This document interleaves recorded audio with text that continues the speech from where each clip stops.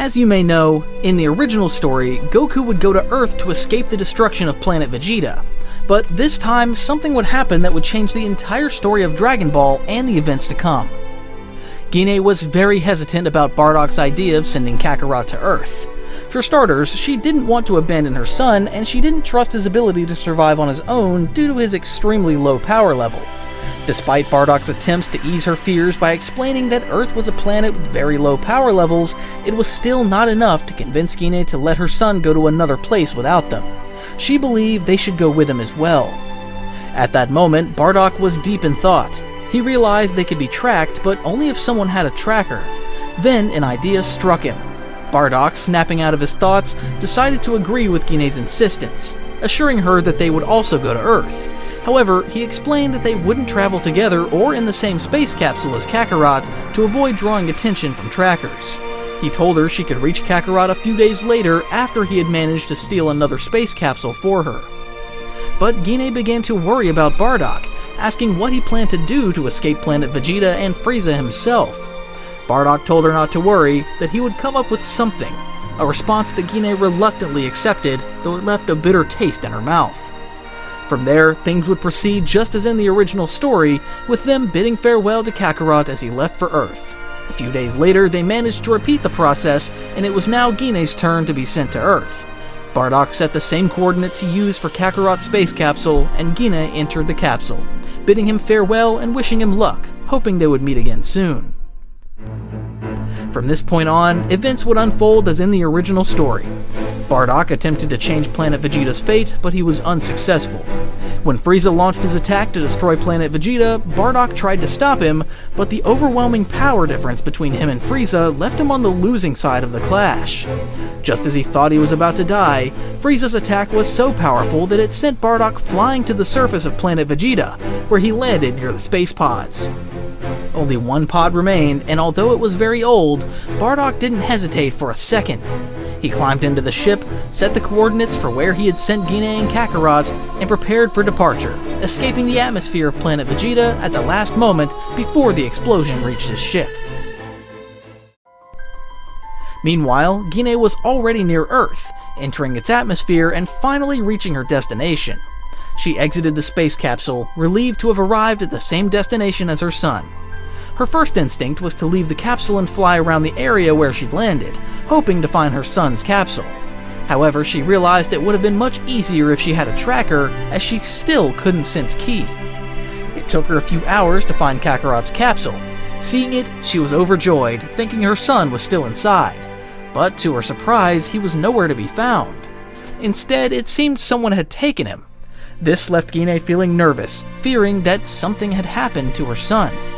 She resumed her search but ultimately found nothing, unable to locate her son without a tracker, a technology Saiyans had become highly dependent on for navigation. As night fell, Gine felt devastated, unable to hold back her emotions and anxiety over not finding her son. She prayed that he was safe and well, at least for that night, and hoped there wouldn't be a full moon. Suddenly, she spotted a small house on a hill in the distance. She headed toward it to find a place to spend the night. Upon reaching the house, she entered, surprised to find it wasn't abandoned. Someone seemed to live there, but she didn't dwell on it, exhausted as she was. She sat on one of the beds, drying her tears over her earlier worries.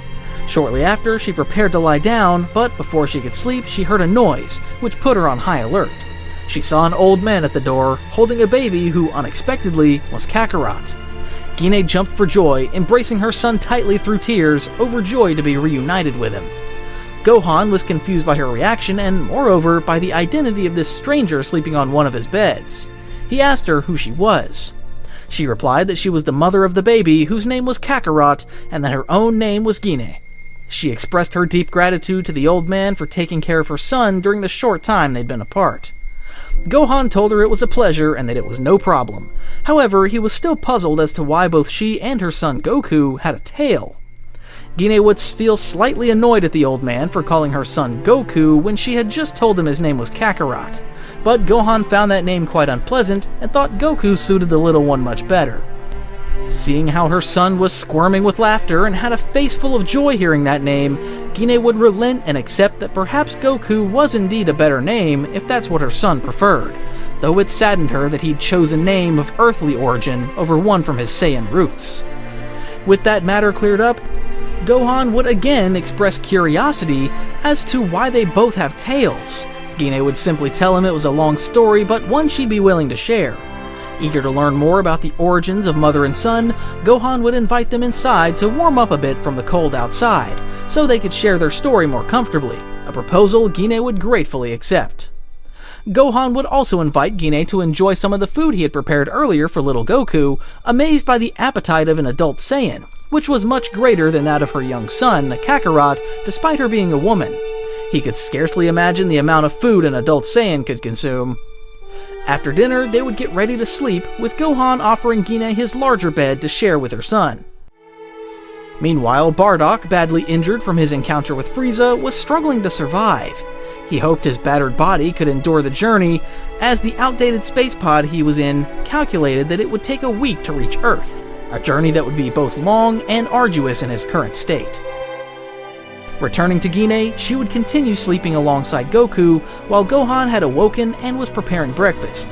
Eventually, the Saiyan mother would wake up along with her son, with Gohan greeting them and offering a breakfast suitable for their appetites. Though Gohan was a fairly mediocre cook by Earth's culinary standards, to Gine his food was the most delicious thing she had ever tasted. During breakfast, now having recovered from the long day before, Gine would go into greater detail about her and Kakarot's origins, sharing an extensive account of the Saiyan race, their tales, Planet Vegeta, Frieza, King Cold, and the horrible work they had to do for the benefit of the latter two, an account that would horrify and chill the kind old man to the bone. He couldn't believe that a woman as kind and gentle as Gine could come from such a savage and ruthless race as the one she was describing. However, remembering the early days with Goku after he arrived on Earth, he could also understand how an adult Saiyan might be. Realizing more and more to his own horror that he was surrounded by beings with a destructive potential far beyond earthly standards, he seriously doubted that even his master, Master Roshi, could do anything against such powerful beings as the Saiyans. Despite being terrified by the destructive capacities and potential of the race to which Goku and Gine belonged, Gohan would ultimately accept them into his home, having deeply empathized with their situation and understanding that they wouldn't be here if they were like the rest of their race. Therefore, he would offer Gine all the hospitality she needed in his humble home, and of course for her son Goku too. Gine would feel deeply grateful for Gohan's kind words, accepting his offer to stay and live with him. Back with Bardock, he was now approaching the solar system where Earth was located, though barely holding on as his body nearly collapsed. He wondered if he would make it, but the thought of his wife and son would keep him going despite the immense pain he was enduring. Meanwhile, with Gine, she was taking care of Goku while Gohan went to a nearby village to do some shopping. Gine would realize she was starting to like life on Earth quite a bit, finding it, in the end, a good place to stay and raise her son Kakarot if they were now doomed to never return to their home planet, which by that point Frieza had likely destroyed. She felt sad thinking that Bardock probably couldn't control his Saiyan pride and had died fighting Frieza, accepting with a heavy heart that she would likely never see him again. But just as she lamented, she suddenly saw a large object approaching at high speed from the sky. She realized it wasn't just any object, but a space pod, and at that moment, Gine's hopes reignited as she wondered if the person inside could be who she thought it was. Carrying her son Kakarot, she would dash at full speed toward the location where the pod was about to crash, eager to confirm her hopes. As she flew, she wondered if it really could be Bardock, or perhaps Raditz. Who knows? Anything was possible now, and regaining hope filled her with joy as she hurried to the crash site to confirm who was inside. Gine arrived at the landing site both worried and excited. She decided to approach the space pod, hoping it was either her husband or her own son. Finally, the space pod began to open, revealing much to Gine's delight that it was indeed her husband Bardock, though he was in very poor condition. Holding her son in her arms, Gine didn't hesitate for a second to pull Bardock out of the space pod, wondering what kind of torture Frieza might have inflicted on him to leave in such a state. Bardock then started to explain to Gine that he had managed to escape thanks to an old pod that was, fortunately, still operational. He had been extremely lucky, as he wasn't detected by Frieza's army radars. However, he was still furious and frustrated for not being able to prevent Planet Vegeta's tragic fate. Gine tried to soothe Bardock's frustration, reminding him that in the end, they survived and escaped with their son, avoiding the fate that awaited them if they had done nothing. After that, Gine took Bardock and Goku to Gohan's house, trying her best to treat Bardock's injuries with the few resources available. Though these rudimentary methods couldn't match the efficiency of the healing pods they had on Planet Vegeta. A few hours later, Gohan finally returned home and, to his surprise, found Gine, Goku, and another individual he didn't recognize. Bardock introduced himself to Gohan, giving a brief summary of the entire situation. After hearing the story, everything became clearer to Gohan thanks to Gine's prior explanation a few days later. In any case, he had no problem letting the two Saiyans stay in his home, as he found living in these mountains in the middle of nowhere rather dull. The Saiyan parents were incredibly grateful, feeling fortunate to have found such a hospitable and kind host on Earth. Eventually, the couple and their son adapted to this new life they were forced into, raising their child as best they could while coming to terms with the fact that their planet and entire race were lost forever to the depths of history.